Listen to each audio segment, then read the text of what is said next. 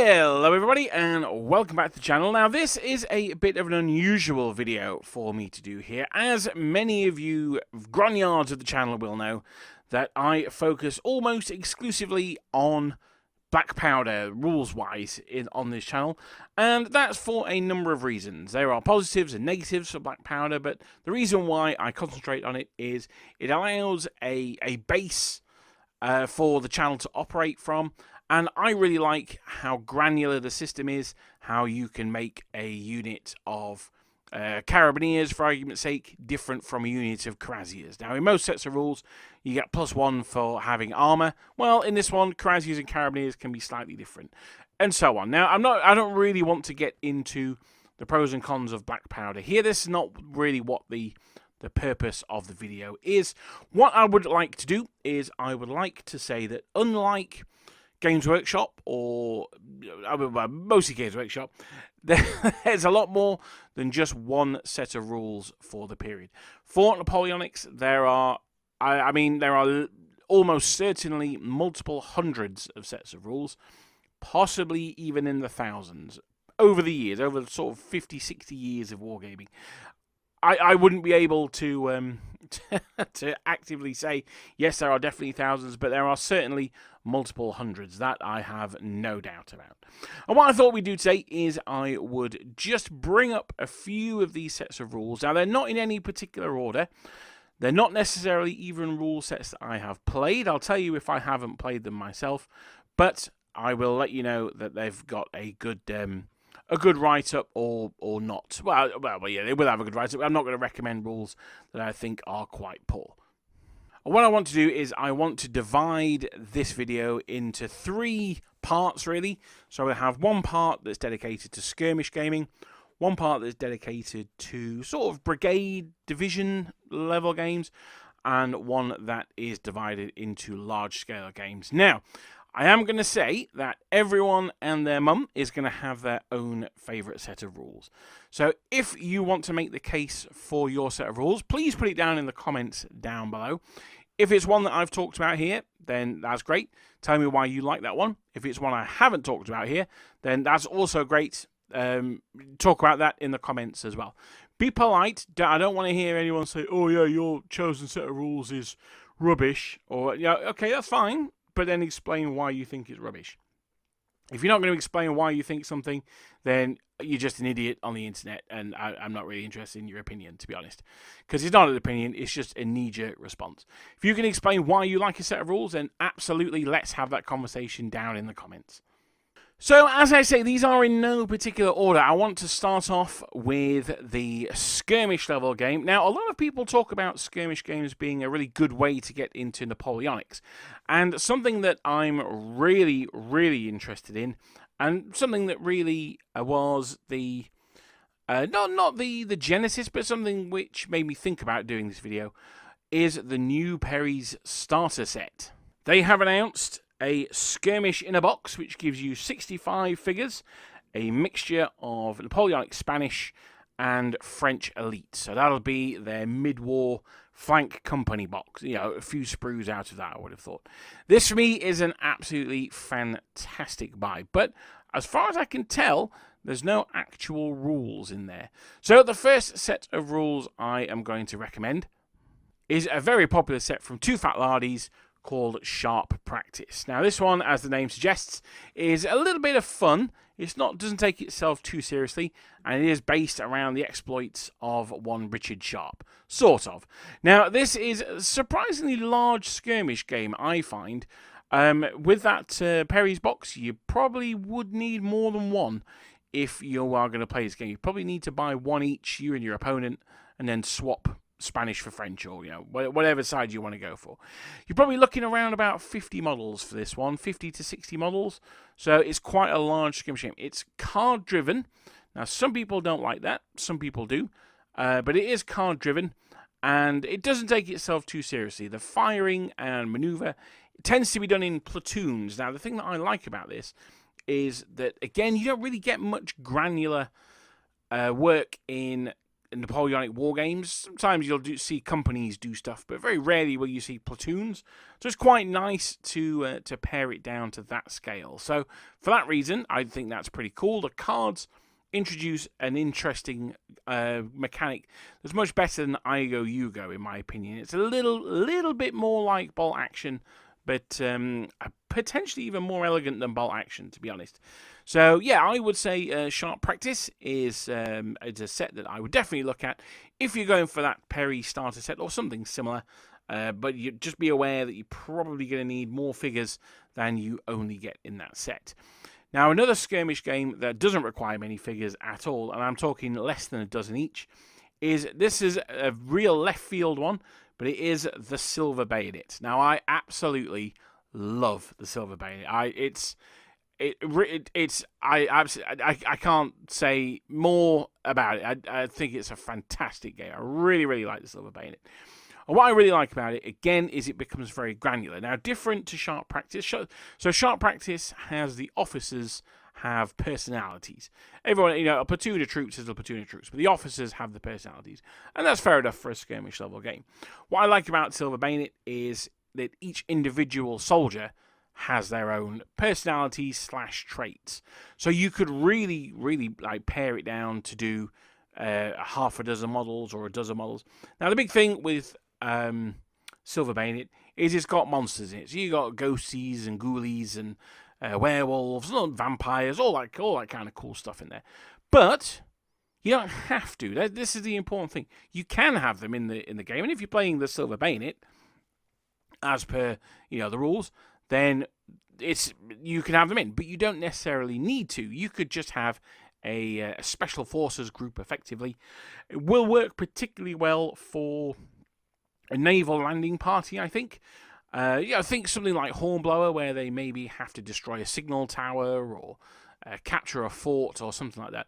And that's because you would have a wider range of specialties on a ship than you would necessarily in an army unit. So for argument's sake, on a ship you would obviously have an officer, you'd have a doctor, you'd have seamen, marines, troops that you can count as pioneers, artillerymen, the whole gamut of stuff that you could have in a naval landing party. So there's no necessarily reason that you would have to include the werewolves and the zombie camels and the serpopards, although why would you not want to include zombie camels? If you don't want to include zombie camels in your war game, I think you need to have a serious question about your life choices, if I'm honest. But that is the Silver Bayonet, and that is published by Osprey. So we've talked about Sharp Practice. I think I mentioned that was Two Fat Lardies. And then we've also got Osprey and their book, Silver Bayonet. Now, there is a honourable mention I want to make here, and it's one that I've talked about many times, and many people have asked me for it, and I keep threatening to sort it all out, and I haven't yet. And that is Lord of the Sharp. So it's basically Games Workshop's Lord of the Rings, but you cross out Aragorn, write in Richard Sharp. Cross out Legolas, write in Daniel Hagman. If you are familiar with the Lord of the Rings rules, it really isn't that hard to adapt them to do Sharp or any other. Sharp's a little bit more difficult because everyone's got a gun. Now, one of the big things in Lord of the Rings is they limit the amount of missile troops because it can unbalance the game. If you want to do something that's sort of pre-gun, so I'm talking, Wars of the Roses, I guess, and earlier, right back to Cavemen, Lord of the Rings is absolutely the best skirmish set of rules, in my opinion. Particularly if you want heroic actions because they have the might, will, and fate mechanics in there. Honestly, I think Vikings, Trojan Wars, Wars of the Roses, Border Reavers, what else can I think of? All that good stuff that requires heroic combat.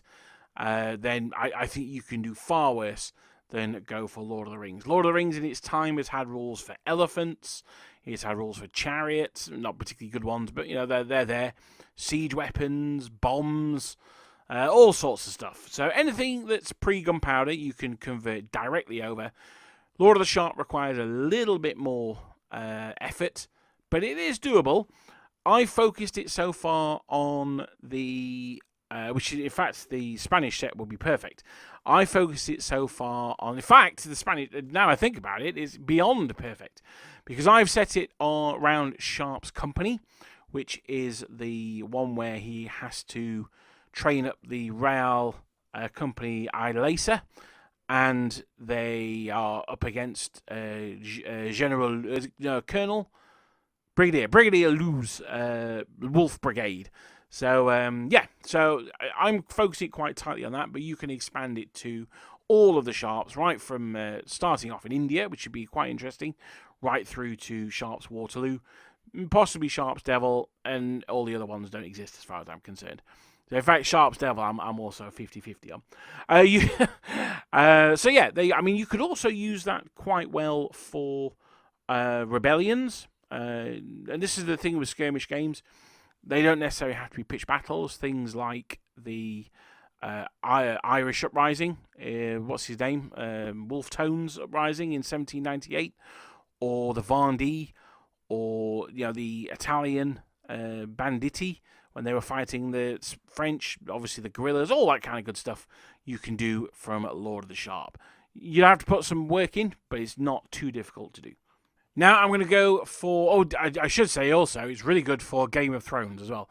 If you've bought the Game of Thrones figures and you don't like the Game of Thrones rules, then you are sensible, but also you can use them for Lord of the Rings as well. Now, I just wanted to get out of there. Now, the last one is, and I said to you I would tell you if I haven't played these. I haven't played them, but James from the club tells me good things about these, and he's going to come up later as well. And that is Muskets and Tomahawks. Now, Muskets and Tomahawks is, as the name suggests, a game set in the French-Indian Wars. So it's more to do with mid-18th century. Think Last of the Mohicans and all that good stuff. But they have done a supplement called Shakos and Bayonets, and that's a Napoleonic supplement. Now, I have to say, I have not played these rules, but I do know a little bit about them. I know that they are, again, we talk about this granularity that's important at skirmish level games.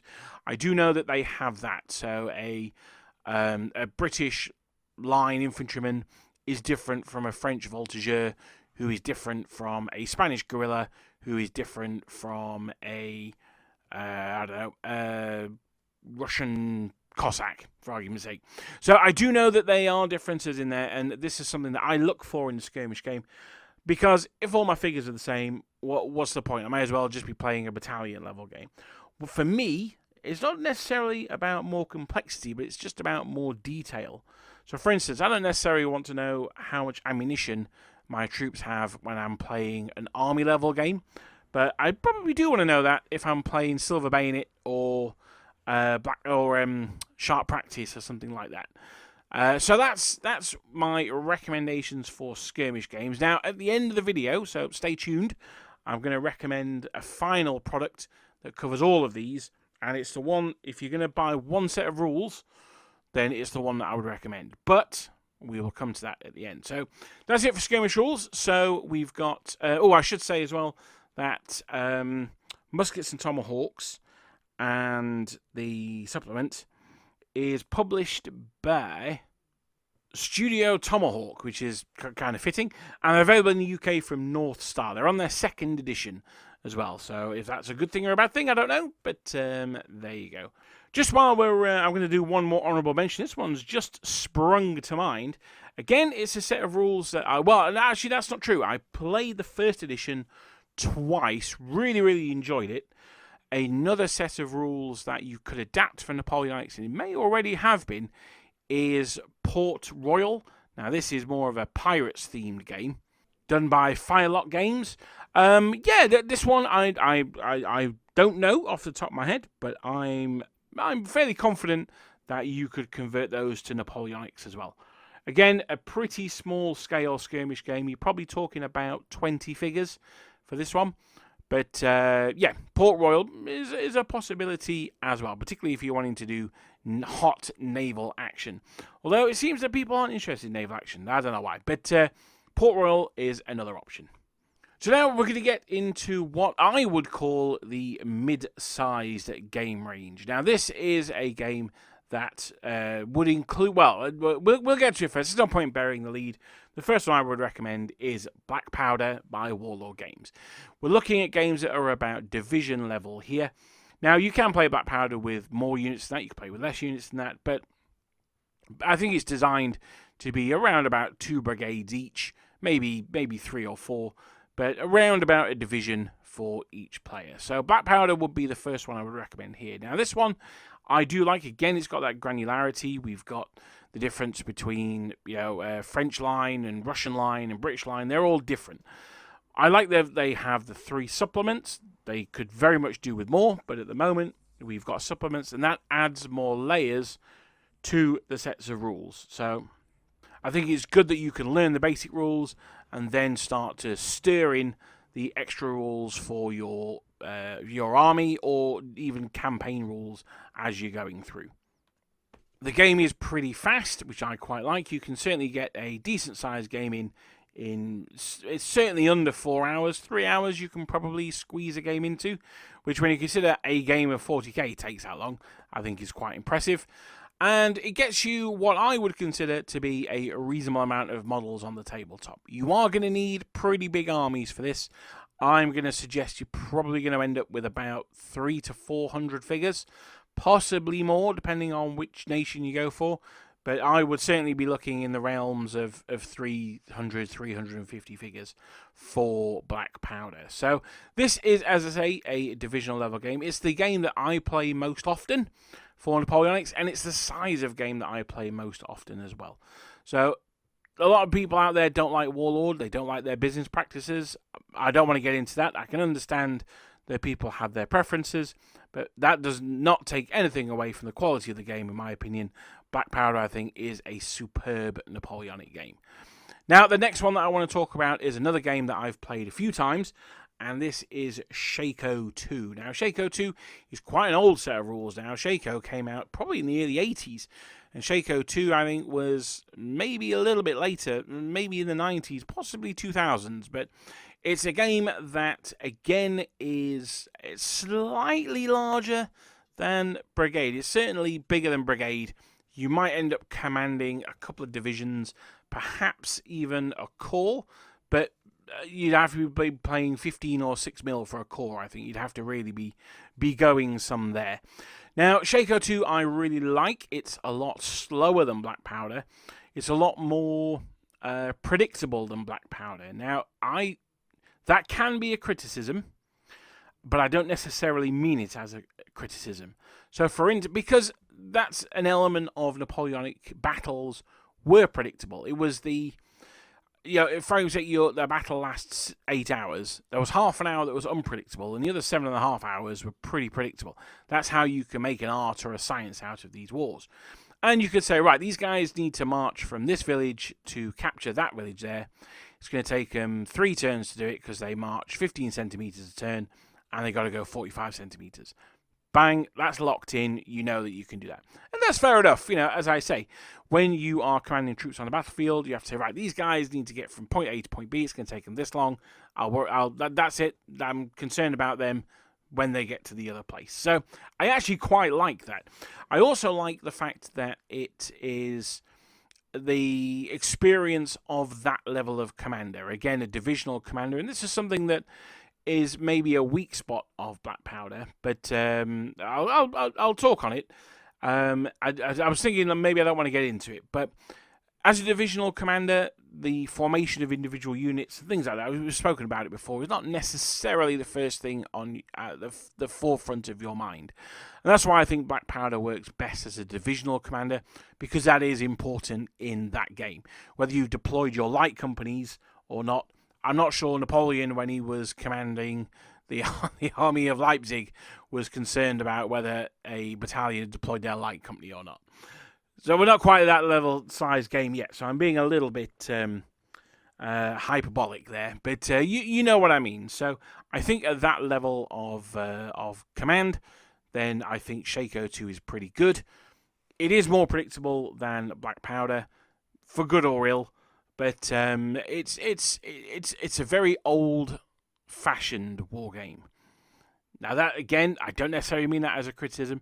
If you don't like old-fashioned style games, then that will be a criticism. If you do like them, then that will be a bonus. So I shall leave it up to you, dear viewer, and your opinion on what you think of those games. I should say that that is published by Quantum Printing. I mean, they're not a company of themselves. It's Artie Conliffe was the author of the rules. And you can probably get them from, I'm not sure if they're still in publication, so you may need to get them from second-hand sellers or possibly find yourself a PDF, which I would not condone it anyway, by God, sir. Now, speaking of PDFs, we come on to a set of rules of which I have not played, and these are written by Jervis Johnson. Now, this is a rather personal story of mine, I have to say. But I am a member of the ex-Games Workshop employees group on Facebook, because some of you may or may not know I used to work for Games Workshop. And when Jervis announced he was leaving the studio, there was some debate about whether he should be invited to join the group as a bit of an honorary member. Now, I have still not forgiven Jervis Johnson for what he did to Warhammer. The guy was responsible for Age of Sigmar, and for me, it was the equivalent of being handed... so imagine there's a painting out there, and the first person to work on it was Michelangelo. It was Raphael, and then he handed it on to Michelangelo, and then Michelangelo handed it down to Caravaggio, and then Caravaggio handed it down to Jervis Johnson, who wiped his arse with it. That is basically what I consider he did to Warhammer. So I still haven't forgiven him. Now, I got in a lot of trouble with Alessio Cavatore for voicing that opinion. So, I would like to say, on a personal level, I have not forgiven him. And I would also like to say that I've read through his set of rules, which I haven't even given you the title of. They are called Valor and Fortitude, I believe. Now, I have to say, I have seen them being demoed at Partisan a few times, particularly a couple of Napoleonic ones and Franco-Prussian War. Now, it's the Franco-Prussian War side of it that really interests me, I have to say. But I have given the rules a quick read through, and they did not tickle my pickle. I'm not going to lie, they did not float my boat. However, that may be because they are quite dry on the page. Maybe they play a lot better than I'm reading them. Maybe, and this is not me being like, oh yes, maybe. No, it's a genuine thing. Maybe I didn't really understand them. It's not until I get them out on the tabletop that I'll fully appreciate it. I will probably give them a go at some point, because this is the most important part of them. They are absolutely free to download from the Perry's website.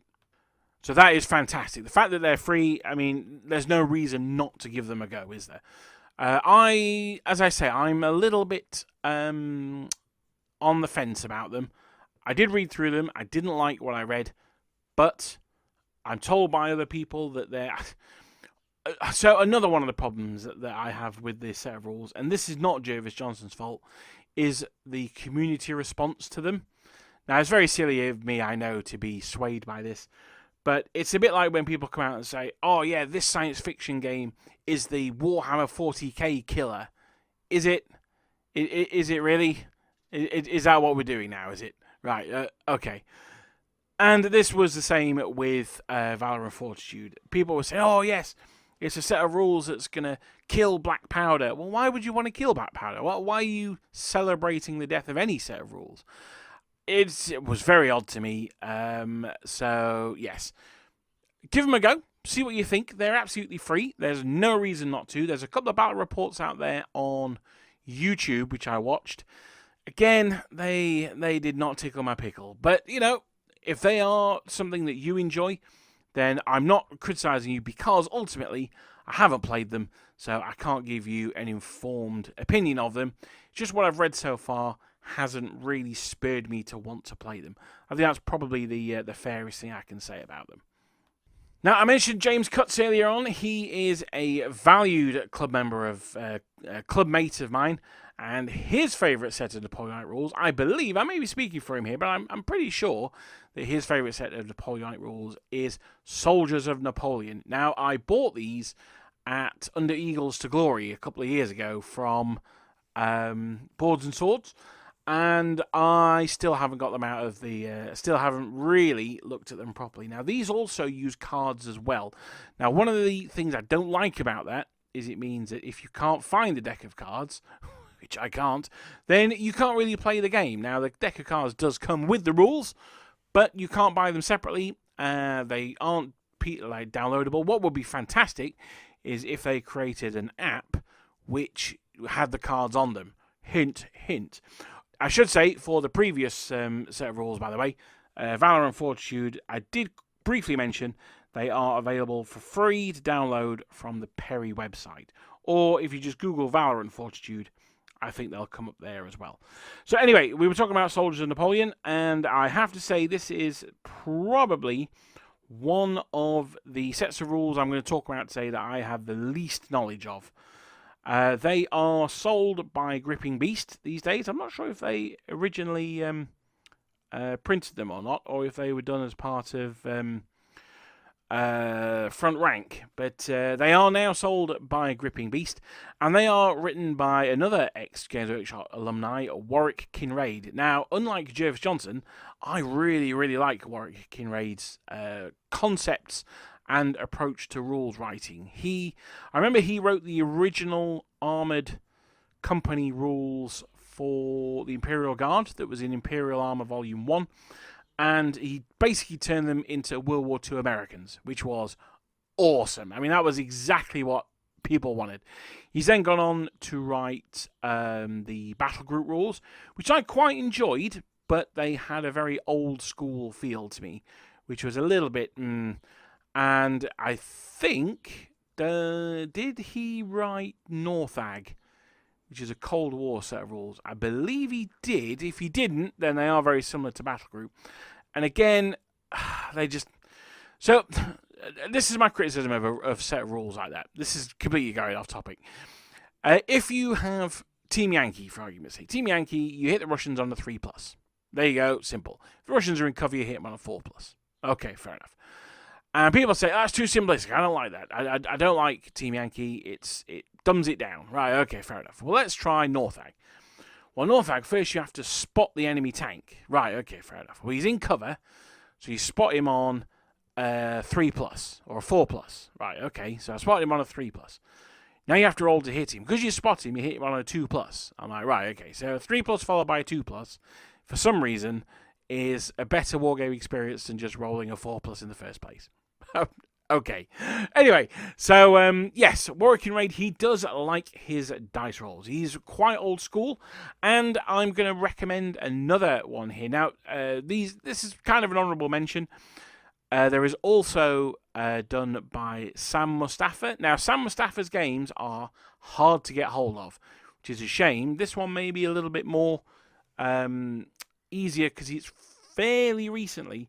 And that is LaSalle. How could I forget LaSalle? Now, Sam Mustafa's got a thing where he names all of his rules after a character from that period that he is particularly drawn to. So, no criticism there for being into LaSalle. Now, I have not played version 2. I played version 1 once. And I have to say, I did quite enjoy it. It's a strange one. It's a very strange set of rules. It has historical accuracy, which I like, but it takes away from the gameplay.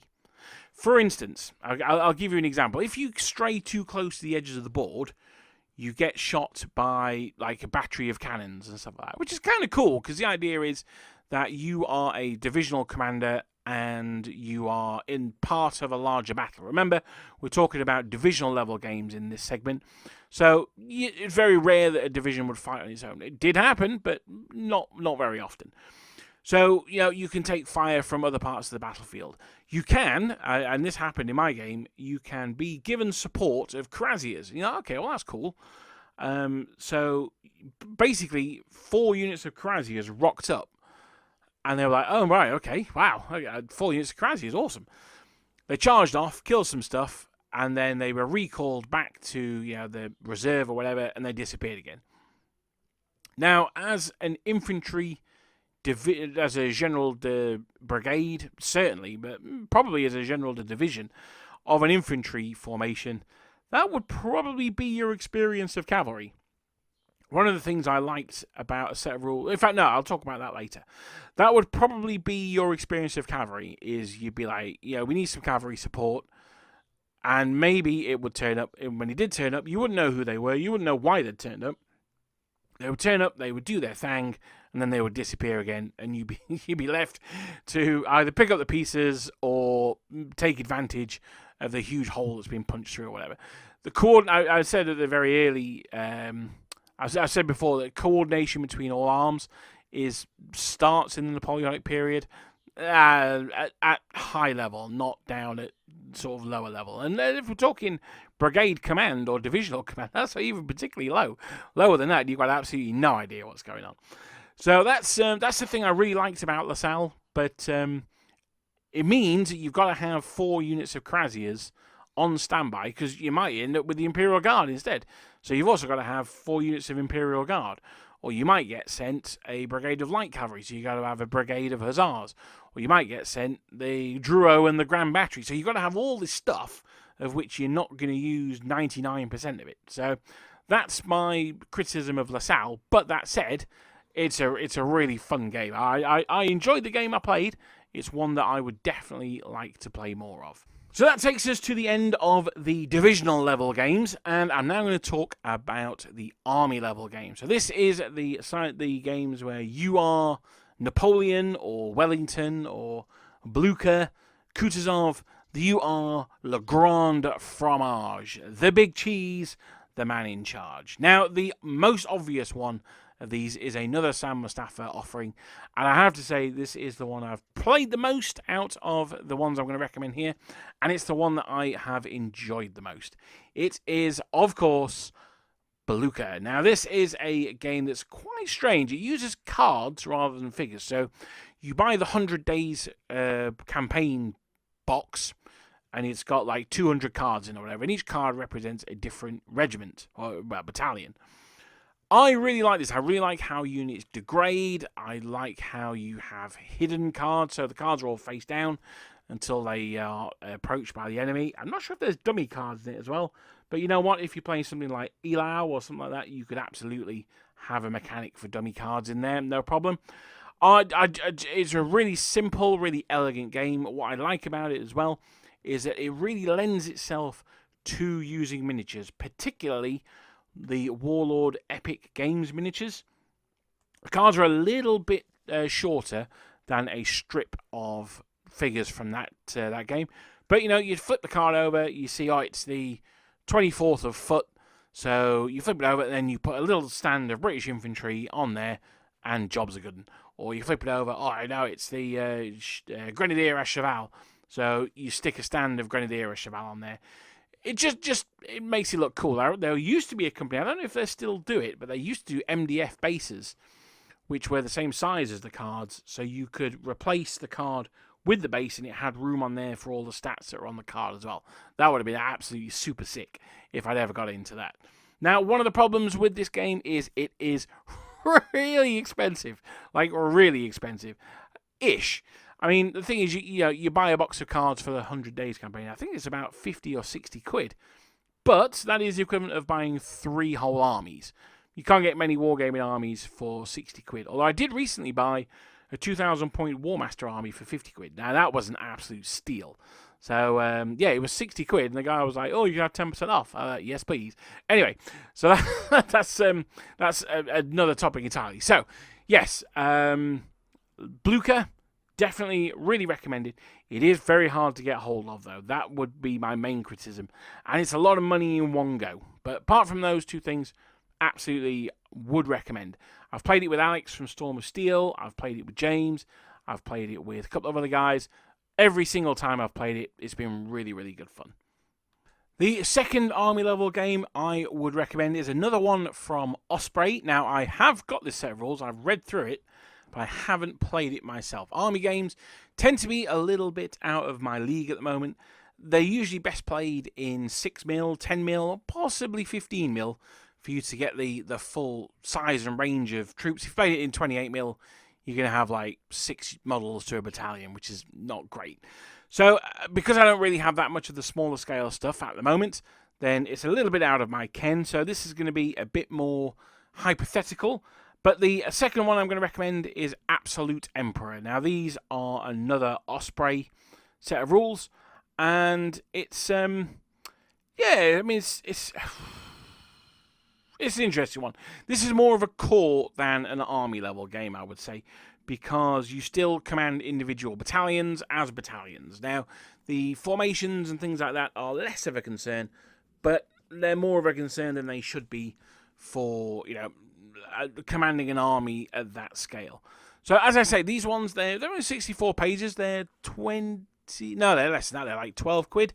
So I would recommend that if you're interested in the larger scale games, particularly if you're a 6mm player or 10mm or 12mm, then I would 100% recommend giving Absolute Emperor a go. I think they certainly look interesting. They don't strike me as good as Blucher. But as I say, I haven't played it, so I can't really comment on that, to be honest. Now I am going to give you a third and final recommendation in the army level. Now this is going to be much like the return of Michael Myers. This is the return of Shaco 2. Now I mentioned Shaco 2 in the Brigade to Division level game, and to be honest, that is my experience of playing it. However, it is really more designed to be at a higher level than that. If you're playing at a division level, you can certainly get that done in an evening at the club. I would recommend that you play it at army level. Again, this is more of a 15mm, 10mm kind of scale thing, but it scales up really, really well. I think So Absolute Emperor has a mechanic where generals can issue a certain number of orders. They call it a LAN or something like that, I think they call it. Shaco 2 is similar. The command and control is less important than it is in something like Black Powder even, or Absolute Emperor.